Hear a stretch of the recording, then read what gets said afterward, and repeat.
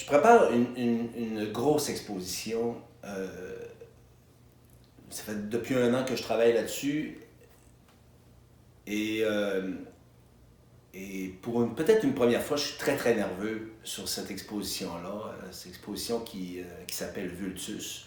Donc Vultus, pour ceux qui ne comprennent pas le latin, c'est le nom qu'on donne à l'expression du visage. Donc le facial, le regard, euh, la manière que le visage est proposé. Ça peut être un sourire et une expression du visage là, par rapport à un sursaut ou un regard très, très neutre, très, très hypnotique. Donc, vultus, ça veut dire ça. Et je trouvais que le mot s'y prêtait bien parce que dans cette collection, j'essaie le plus possible de montrer vraiment le sujet dans une position irrégulière. Donc, dans une position, sans faire d'anglicisme, là, fashion et un peu hollywoodien. Donc, pagination qu'on verrait sur des magazines ou qu'on verrait sur des grands tableaux de villes qu'on présenterait le visage. Euh, c'est euh, c'est euh, c'est dans ce style-là que je me suis en allé au niveau de la collection. Ça m'a demandé beaucoup, mais en même temps, j'étais disponible à plein temps dans cette période-là. Ça me permettait de m'y mettre à fond dans cette collection-là. C'est entre 15 ou 20 tableaux que j'ai produits, toute la même manière, donc au niveau du Lois, c'est-à-dire la position du visage, les yeux fermés, ouverts, mais vraiment beaucoup de couleurs, beaucoup de profondeur, beaucoup de couleurs iridescentes, fluorescentes. J'aime beaucoup utiliser cet acrylique-là, qui est nouveau pour moi. Avant, j'utilisais les couleurs primaires, secondaires et tertiaires. Et maintenant, j'utilise beaucoup le fluorescent qui me donne de la lumière dans cette couleur-là. Donc, je trouvais ça intéressant de le montrer tout en faisant la position du visage. C'est sûr que depuis les 5 dernières années, je vois l'évolution des premiers tableaux jusqu'à ceux d'aujourd'hui. Même, c'est pas moi qui le dis, c'est des gens qui regardent mes tableaux et des collectionneurs qui achètent mes toiles me disent vraiment, on voit l'évolution, Louis, et tu as une palette là, vraiment plus mature dans cette collection-là. On voit que tu y as donné à fond, que tu as pris le temps d'étudier chaque point de vue au niveau de la superposition de couleurs, l'image qu'elle donne, la profondeur de tout le côté facial, les joues, le nez, l'arcade sourcilière aussi qui est beaucoup plus montré, le côté linéaire de ta peinture qui est beaucoup plus mature, beaucoup plus étudié. Donc ça fait que je suis un peu fier de cette collection-là.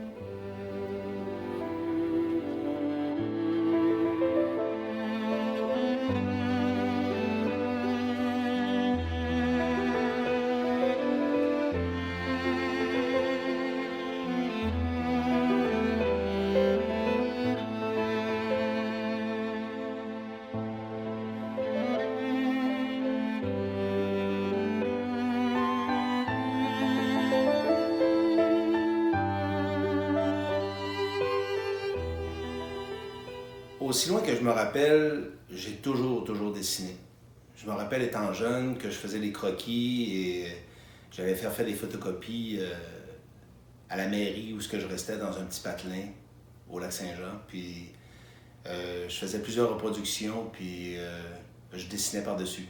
Donc j'en faisais toutes sortes de couleurs, puis de différents tableaux, de différentes situations. C'est, euh,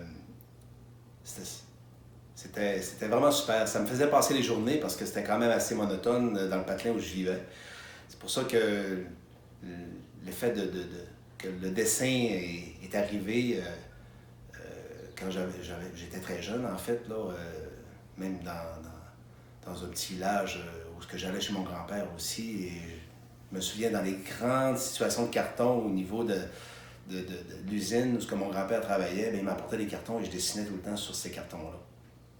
Je pense que l'art puis le dessin m'a toujours habité, m'a toujours interpellé. Euh, j'avais cette envie-là de dessiner, de créer. Euh, ça a toujours, je pense que c'est un équilibre qui se crée et j'étais bien là-dedans.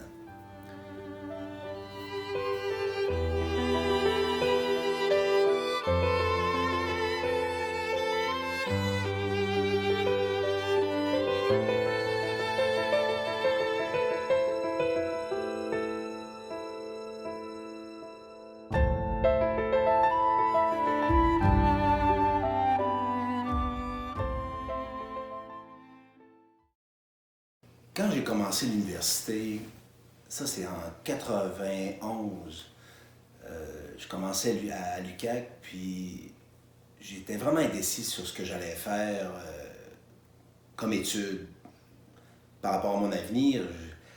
À ces années-là, j'étais flyé, puis j'avais besoin d'avoir à m'extérioriser, puis soit que c'était par la création de meubles, parce que le côté design m'interpellait, le design industriel m'interpellait, le côté artistique m'interpellait aussi. Donc j'avais ces deux aspects-là que j'exploitais. C'est le côté technique puis le côté artistique qui se mélangeait dans ma tête, puis que j'avais pas j'étais pas arrêté sur une discipline en soi.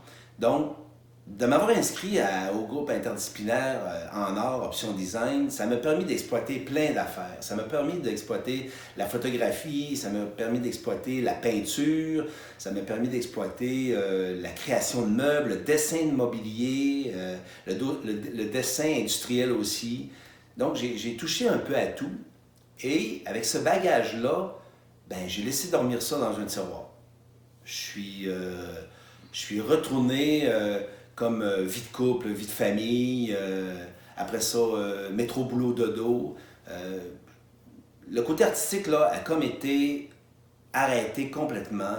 Il a été mis dans un placard, un tiroir, et plusieurs années plus tard, ça a ressorti. Ça a ressorti par accident. À un moment donné, un client me demande dans mon emploi respectif, et il me dit avec des croquis, je faisais des croquis à main levée au crayon plomb, puis il me demande si je serais capable de faire une toile pour sa maison.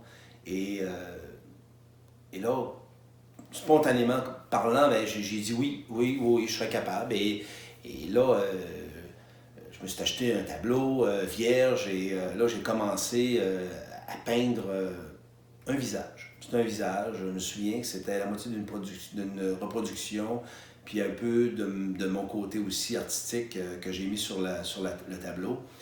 Le client était enchanté, mais moi, en même temps, il s'est créé quelque chose en moi, c'est que la piqûre, comme on pourrait appeler, la piqûre artistique est revenue, les émotions sont revenues.